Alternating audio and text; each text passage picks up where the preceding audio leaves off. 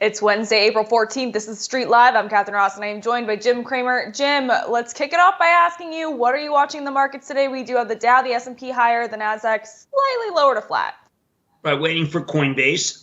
Goldman Sachs I'm watching because that represents a true good quarter. Now, we owned it for Action Alerts. We sold it. We had a monster gain. Sold it right around here. It will be a go-to name if you ever get weakness. Why? Because it can earn $40, and that makes it very cheap. JP Morgan shows the hazards of just having a good quarter after being a good bank. Wells Fargo, I think it's going to work out well. Save that for our show for club members. But I'm also looking at Coinbase, and this Coinbase, I'm calling it messianic. There are people who are developed a messianic attitude toward the stock market, which is that basically, look, it really doesn't. The sell side doesn't enter. We don't sell. I mean, selling is something that idiots do. We just buy and we just own. And that's what I see happening with Coinbase. I want to get to Coinbase in a minute, but I actually want to ask you about KOHL'S, Jim, because the activists in KOHL'S have reached an agreement and will bring new members onto the board. You're beginning to like this story again, right? Yeah, look, I screwed. I mean, I liked it too high. And then it went down. We owned it. We sold it. We sold it much better than because then it cut in half.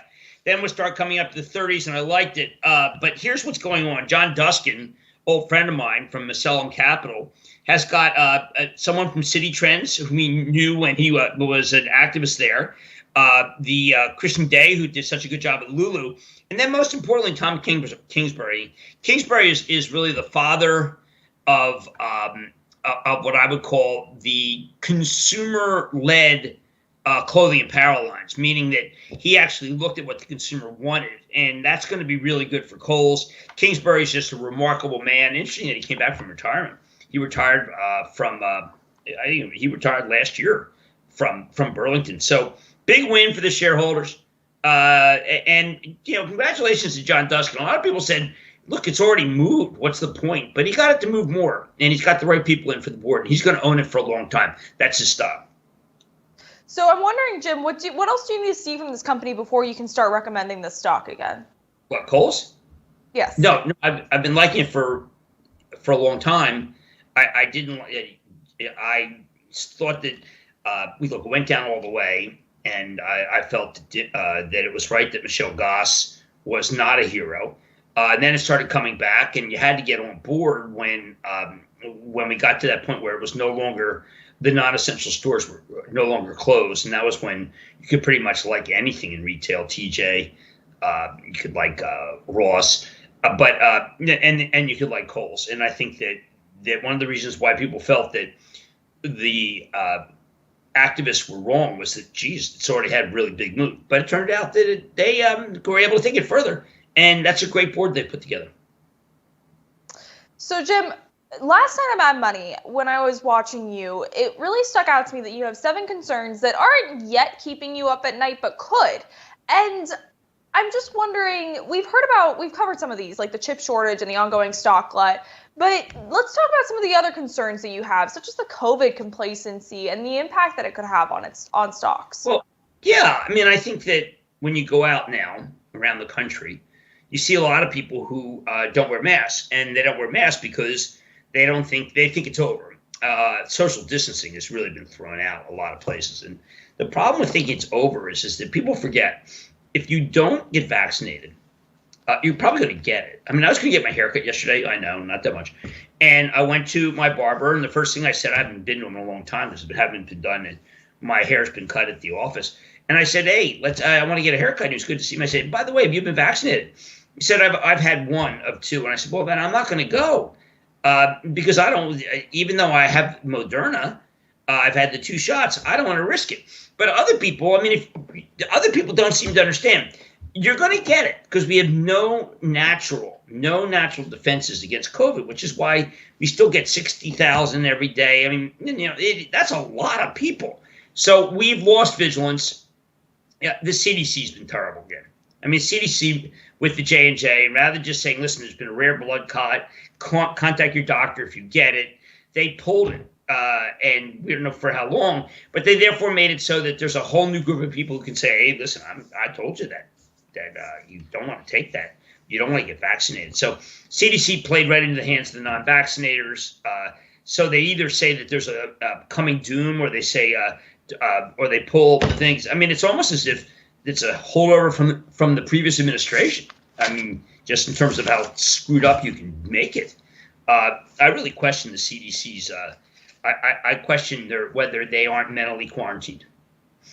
Well, Jim, just to continue that discussion, because I was watching the CBS This Morning interview with the Surgeon General, and the way that he explained pulling the J&J was more not for the public, like I personally thought yesterday, but actually to allow healthcare professionals to understand this clot, because it's different. It's not treated the same way as other blood clots.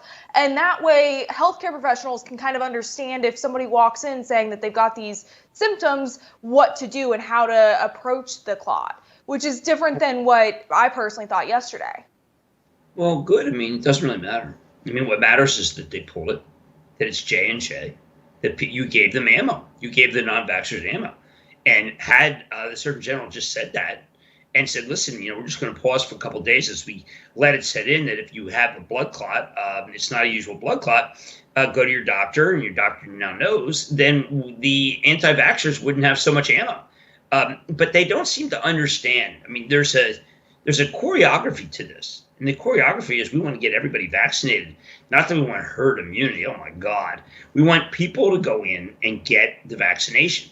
And they want to feel like, this messenger RNA is obviously working, Pfizer and Moderna. But after what happened with J&J, I could easily see someone saying, you know what, I'm not taking a day off going to get that. I'm not going to go fight to get that. And they'll just say, you know what, maybe I'll just get it. I know a lot of people who got it and it's asymptomatic, whatever. But the CDC's tone deaf.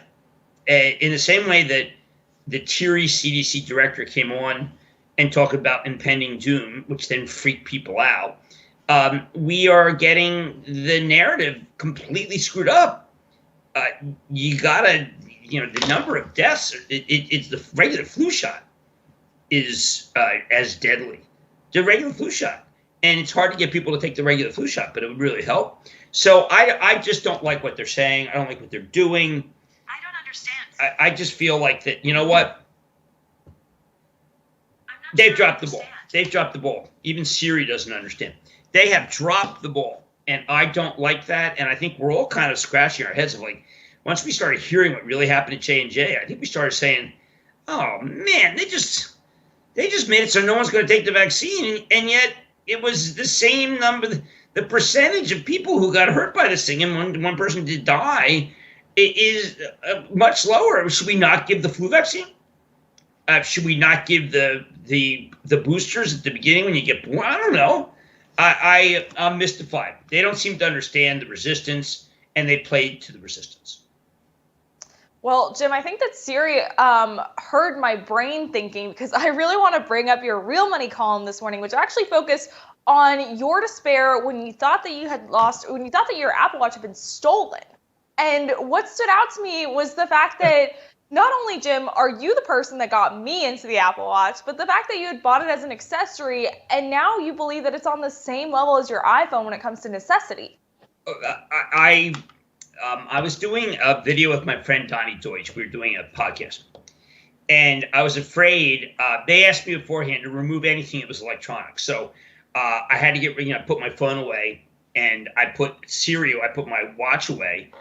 And what happened is almost instantly after the podcast, my wife and I went out to get groceries, and I had to get a bag of ice. And I come in, and I said, "Oh my god!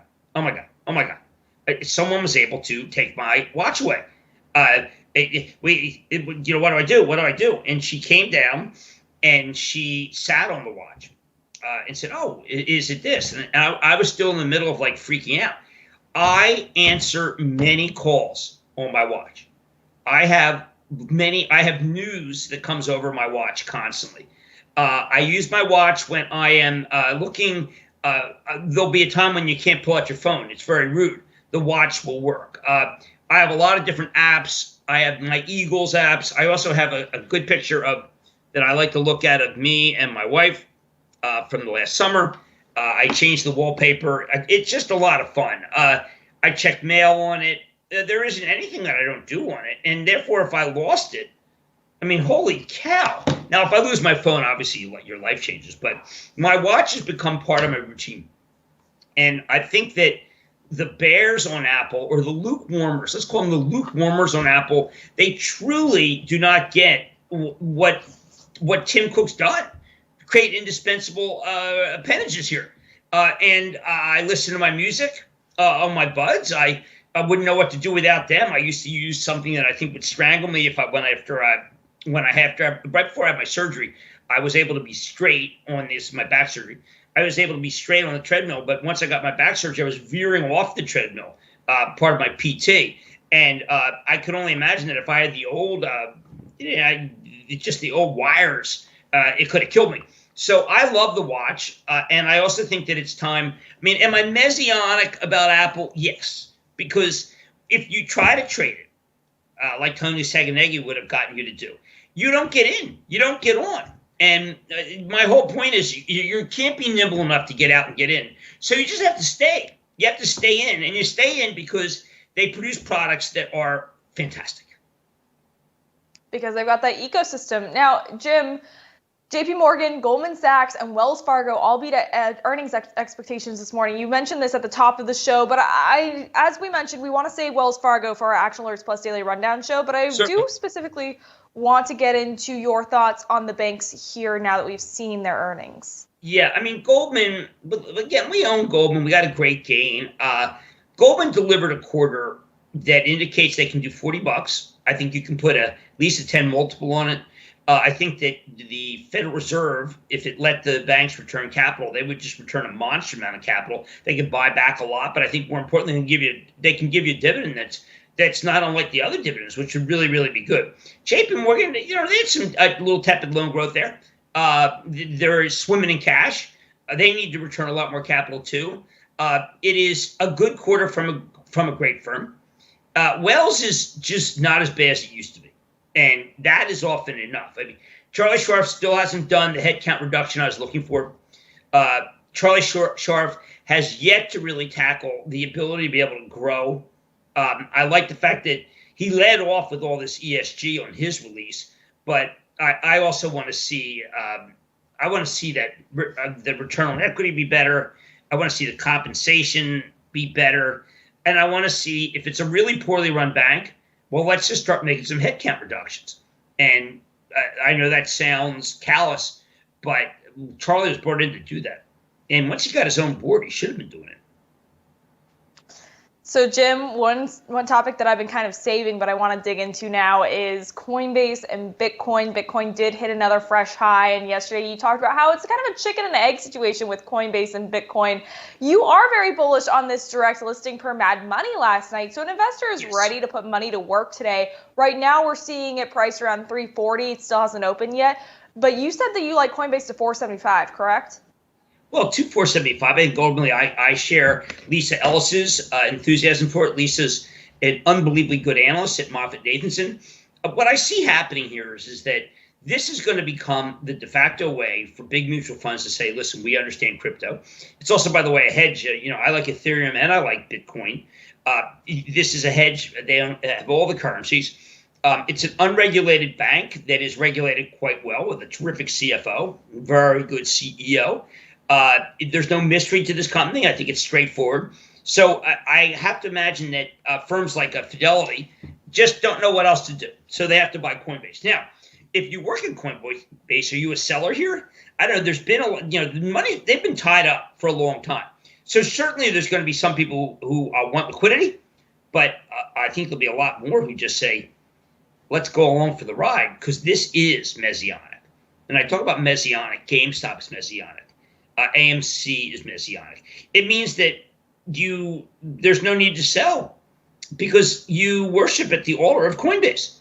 Now, I think it's a false idol, but Coinbase is it can trade it with a scarcity value that we just don't have. I mean, we've been playing Square as the way to buy Bitcoin, because you can buy fractions of Bitcoin from the Cash App. That's so attenuated. It's ridiculous. Now we got something Square in the I know cryptocurrency basket. and it's going to be used by that one. Jim, is there a level today on its direct listing day that you would say is the cutoff point for any investor trying to get into the stock? Well, I think that we say it could trade to 475. We don't want it to trade over because that would be excess enthusiasm. See, I think enthusiasm and messianic are the words that come to mind, and those are both highly emotional words, but the people who own Bitcoin are highly emotional. For the most part, I mean, I own Bitcoin. I'm very clinical about it, but I mentioned that I took out my cost basis, and people wanted to crush me. People called me an apostate. I'm not apostate.